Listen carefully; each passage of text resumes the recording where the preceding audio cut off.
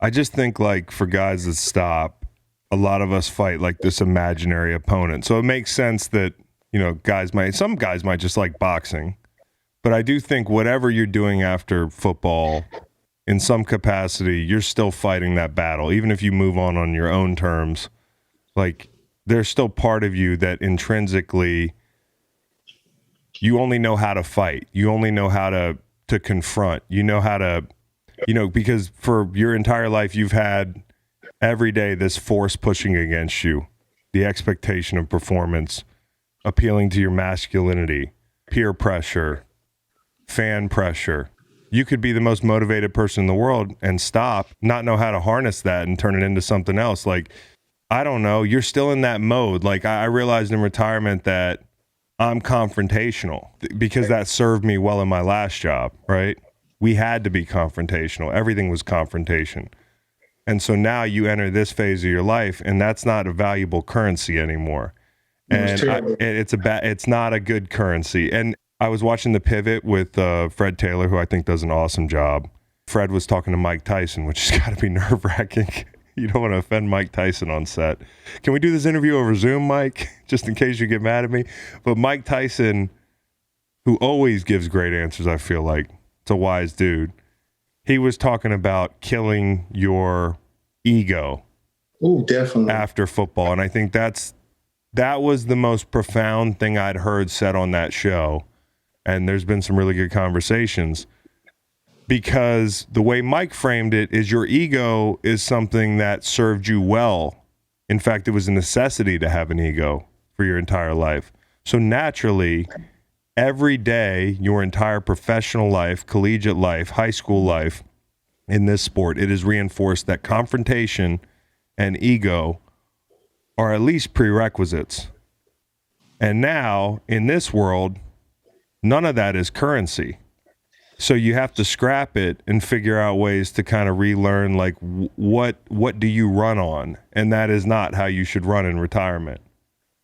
No, I agree with you 100% because, like you said, it's like killing your ego and then killing oneself to be reborn in a new way, like a new identity, this new person, this new, fresh, just because leaving something like that is like death. It is like death to have something, this character that's being built. It's like Game of Thrones when they killed the greatest character, and it's like, but the story continues, because you have to be reborn into something else, a new person, not in the sense of, oh, you change in the way that you are, but dying of that ego, dying of that love, dying of that admiration of that person that you used to be, just to grow into something else. And I think that's not even a fleshly thing. I think it's just a spiritual thing. You tap into your spiritual side and kind of looking and living in on a different frequency. I think that's very hard because you are right about ego. Everything you do, I think sometimes even as a Black male, I think about my experience in growing up, and sometimes I think about how violence was the only really cultivate masculinity was violence. I feel like sometimes in this culture that we grew up in, especially American culture, especially the Black culture as an athlete, like the way that our ability to do these things, that we got a lot of things out of that way because that was how we was proven to be. And I think just this idea of being able to grow, to be in spaces that are uncomfortable. And I think growth sometimes is uncomfortable, right? Because it's requiring us to a snake sheds its skin. When you're a child, your tooth grows out your mouth, your bones are constantly growing.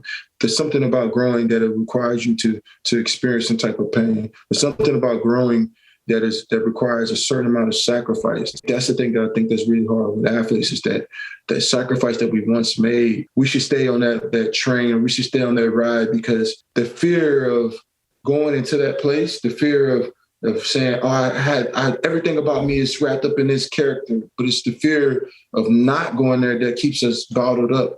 I think it's about breaking down those barriers and really trying to experience our own selves and our own humanity, traveling, figuring out who we are. Because as an athlete, your life is very tunnel vision because everything is made up for you. Your schedule, what you're supposed to eat, who you're playing, what uniform you're wearing, what socks you're wearing, how you're supposed to speak, what to say in the interview. Like everything is already made for you. There's no time for any creativity in between those things. But the idea of being quiet and being still and having reflection to know that, dang, I need to figure out how can I be me? You know what I mean? What is me? Who am I? What do I love? What kind of things do I like to eat? What books do I read? When's the last time I picked up a book? When's the last time I just went, so I think there's a lot of discovery that's in between retirement and the growth of ourselves. I don't think when I played, I ever sat still, even in the off season, because I was working on borrowed time. I either need to work my ass off to make sure that I was satisfying that devil on my shoulder that was like, you're not doing enough. You're gonna be bad this fall. You're gonna lose it. You're gonna fall off, or you're hurt, you're never gonna get back up on top. You're always listening to that voice, so you never take a second to yourself. Even when you're having fun, and what I realized I was doing a lot was I was either working my ass off or I was just releasing by going out and getting fucked up or doing something, that I was going 100 miles an hour doing because I didn't know how to sit still. Whenever over my lifetime, if I've been in a bind, I tried to work my way out of it because that was football. It was like when you're in a bind, when your team's bad, when you're in a slump, when you're hurt, work harder, spend more time at the facility, do more. And then when I retired, because I'm in this unstable kind of situation where contextually I've never been in this situation before where I have choice, right? And it scares me. And, I'm maybe not feeling great. So what do? I work too hard. I tried to work too hard. In building this, there was a lot of necessity in building this show and continuing to pull the foundation out of the pandemic. There's a lot of opportunity to work hard, but I overdid it. And at times at the risk of my mental health, Yeah, definitely. Yeah, I think that's crazy because even in COVID, I think that was something that was proven to all of us. I think that we're all often on the wave of life. And it's like when you're on the wave, you can't see the water because it's constantly moving. And you see the whitewash, you see a lot of different things. But it's like when that water's super still, there's a reflection in it. And I think sometimes we have a reflection. When we can cover up a thing, you can put makeup on it, you can cover up everything about that, but still that reflection of who you truly are is right there. And it takes a lot to deal with what's there. I think there's a lot of that stillness and that calmness in your brain to recognize that I'm overworking, I'm doing this, I'm compensating with something, I'm trying to do this. I think that's the moments that we all have to have. And I think it's something about us really having that reflection with ourselves and that time with ourselves to really figure out what we need to do. I think as an athlete, for sure, I agree with you that hard work is always the way. Even sometimes it's even hard to work out right now, right? You go to the gym and you're like, why the hell am I putting 400 pounds? What the fuck am I doing? Yeah. My wife is like, why are you doing that? But it's like that's what you've been taught to cope with. You've been taught to cope with hard work. But I also think that can pull you far away from your family because you realize that you went through all of that stuff to be with them.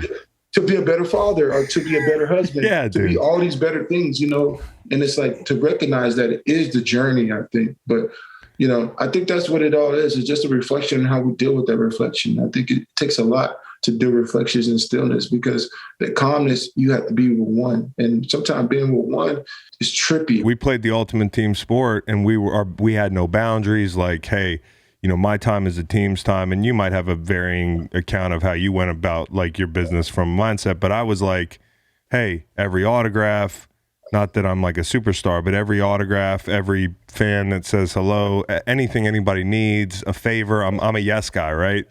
This is kind of how I live my life.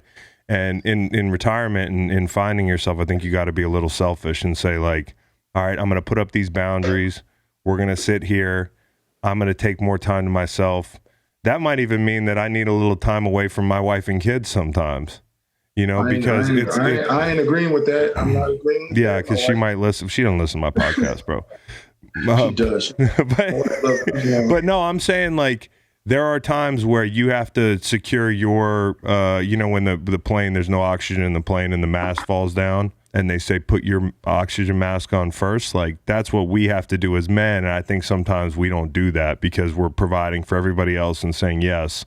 And that's kind of how we were trained. I think beyond just figuring yourself out, there's a really therapeutic element to just sitting still that I never experienced until recently.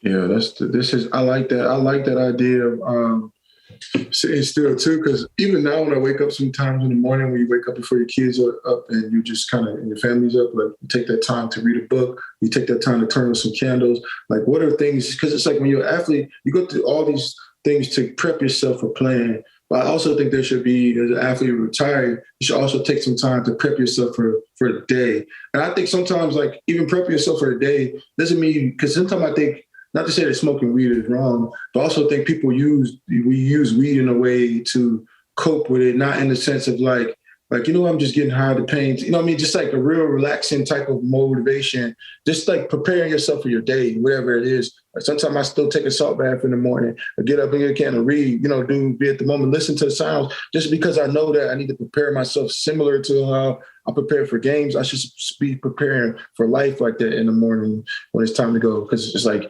that's the game of life, is the most important game that we play. It's a really hard thing when you said it. Somebody set our schedule for years. Like, we were ready to run through whatever wall somebody pointed us in the direction of, whether we liked it or not. And now you have the freedom to say, I could do anything today. I could do anything this week. I do anything this month, which is a thing that other people are not going to feel bad for you about, because we're blessed enough to have the security to have choice. But choice can be kind of overwhelming, especially when the quote unquote most important part of our lives professionally is over. So I think guys struggle with that freedom. They struggle with the choice. They struggle with the fact that nothing they do is going to be significant to people outside of their own home anymore. But that really doesn't fucking matter. And I think that's what you figure out, is like, the people that cheered for you all those years, they don't even care. They're not thinking about you. So why are you thinking about what they expect of you? The only way they think about that is if we force it down their throats and do some content. But other than that, like, most of our fans are not thinking about us day to day, and that's good. That's fine. That's natural. That's fine. But I also think that's fine for people not to think about us. So I think for us to realize that the people that are in our immediate family, that's the most important people that we can deal with on a daily basis. Yeah. It isn't outwardly how people think that we are. It's the inwardly how we have, how we have conversation, our interactions, how we intervene with our family on a daily basis. I think that's the most important thing. I think that can't get lost. I think a lot of times we get to a place where Instagram and Twitter is so important, and it's like the perception of who we are is more powerful than who we truly are. You know what I'm saying? The perception of that is way more powerful. Like, if people perceive you to be this and that, they're going to fall in love with you. But in reality, you could be a fucking asshole, or you could be a great person and people perceive you in a terrible way and you won't get any opportunities. So I just think, loving your family and being close to them, I think that's what really matters in life. And for example, like the work you do with your foundation and the work that you just do in general, I think that's important, because at the end of the day, you're helping people. I think we all have to find out what is our purpose. We all have a talent, and we have to figure out what that talent is and how we can use it for a purpose. I think often in life, we get our talents misconstrued with our purpose. We think that because we're fast and we jump, that's our talent, right? But truly, that's not our talent. Really, that's somebody else's purpose. The people that own the NFL teams, there's their purpose to find people with talent to fulfill their purpose. You know what I mean? But it's our job to find out who we truly are and how we can make an impact on the planet. And everybody's impact can be completely different. Your impact doesn't have to be, I have 20 million people follow me, all that stuff. Your impact could be just the people you interact with at the store, how you inspire them. And that's what I think that's super important, that I think we get misconstrued a lot. Like, you running fast and you throwing the ball, that is not your talent. That is a skill that you have. But your talent has got to be something that can change your community, that could change your environment. I don't know how you figure that out. It takes time to figure that out. All these great inventors and stuff, look at how old they were before they found that. They failed so many times. And I think that's hard for, NFL players to see when they get out, is that we did this amazing thing. What are the chances of us hitting it out of the park twice? Well, actually better than you think. You just have to be patient and realize that really, like, at this stage, it's more about finding peace. I think it's about finding that peace first and then going out and doing what you want to do. Have you felt down or depressed at all after retirement? Because Vince Williams just retired, talking about Vince Williams. Remember him, number 98 from the Steelers? He was just on Arthur Moat's podcast, and he was talking about how he went into deep depression. Just these stories happen all the time. Like, how's your mental been? I think my mental's been pretty strong, because I left the game. I left the game because I wanted to leave the game, not because I felt like I can't get a job or anything. I just left the game because I was just like, oh man, all the people that I played with that made the game powerful and strong and all those things, like the concept of the game, how it was played was changing. I was like, man, you know what? I just want to walk away and be with my family. So for me, I didn't really have no down moments as far as that. I think the hardest thing was to figure out, what did I want to do with my life? Like, I knew that, there's something that I have to do, or I got to figure that out. So I think the hardest part, not depressed, but the hardest part is searching and spending valuable time searching. I think that was bigger than that. I don't think I was really depressed about retirement, because I'm like, I was undrafted. It's like everything I did, I was not supposed to do. I was not supposed to play as long as I did. I was supposed to make as many sacks as I did. I was supposed to make it to the Pro Bowls like I did. Yeah. Like just Super Bowls, defense, like money. Like I was not supposed to do any of that thing. I was supposed to be an undrafted player who maybe, played on one team and then got left. And 12 years later, it's like I did that. You know what I'm saying? So At the end of the day, it was like I did everything I was supposed to do and more than I thought I would ever do. So I just felt like I fulfilled a lot of things, Do you worry about, you talked about head trauma and all that stuff, like, does that enter into your kind of like 20, 30 year plan of how you see your life playing out? Do you think we're going to end up like some of these horror stories? No, I don't know if we're going to end up like any of those horror stories. I pray that we don't end up like any of those horror stories. But I think every player who plays in the NFL thinks about head trauma.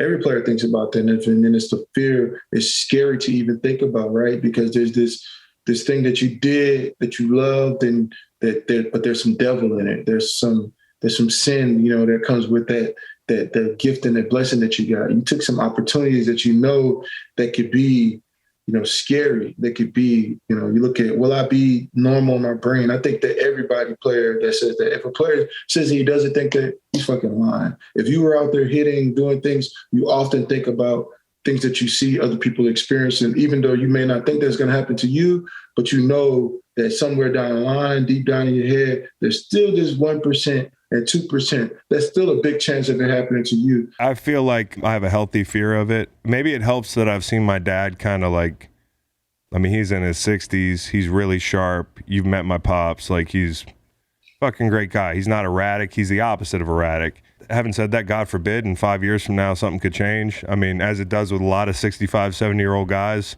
And I think this is what we get lost a little bit on sometimes is CTE is real. They've demonstrated that. You can see the buildup of tau protein in somebody's brain. It's scientifically observable.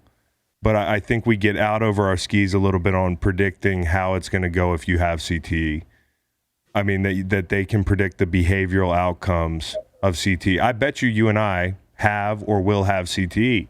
But I don't think that necessarily. Don't you wish that on me, Ricky Bobby? But I don't think. But don't you wish that on me, Ricky Bobby? Hey, Ricky Bobby, don't. Wish that on me, Ricky Bobby. Yeah, don't put that evil on me, Ricky Bobby. I think we might be conflating a little bit of CTE and how it manifests. Like, I'm not saying you're going to lose your mind, but I'm saying maybe you have this disease and it doesn't manifest in that terrible way. I don't think we know enough right now, and I think it can be dangerous sometimes. And it can be a bit of a self-fulfilling prophecy for guys who are sitting at home when they see all these guys dying early, or, maybe, there's a Vincent Jackson situation, or you think back to like Junior Seau or what we do a lot of times as football players is we read the general public's reaction to all these stories, and we assume that there was no other mitigating factor in this person's life, like substance abuse, or or depression, or anxiety, or something that predated them playing football. I know me, I suffer from anxiety. I say suffer, but I deal with anxiety, right? I've dealt with anxiety my whole life.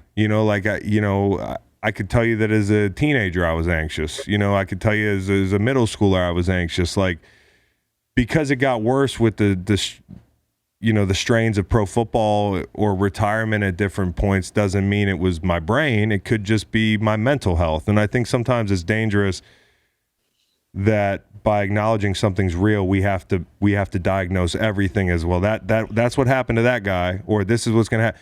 When we don't hear about all the guys that die happy at 85, Tony Siragusa.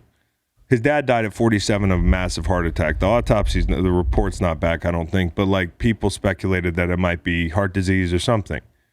He's a huge dude, man. He was a big guy. Did that have anything to do with football? Not necessarily, but a lot of people jumped to conclusions. Not a lot, but I saw a few people tweeting like, I would not let my kid play football. But we don't even know, the dust hasn't settled. We don't know what happened yet. The next morning after Tony Siragusa died, there was this guy who played in a leather helmet. I saw him flash across my timeline. He died at 90 years old. The guy was doing a Heisman pose in a black and white picture. But of course, nobody aggregates that because it doesn't sell, it's not bad news. So my point is, if you're a player sitting at home, you can get caught up in this washing machine of, oh fuck, this is what's going to happen to me, and you can get more anxious.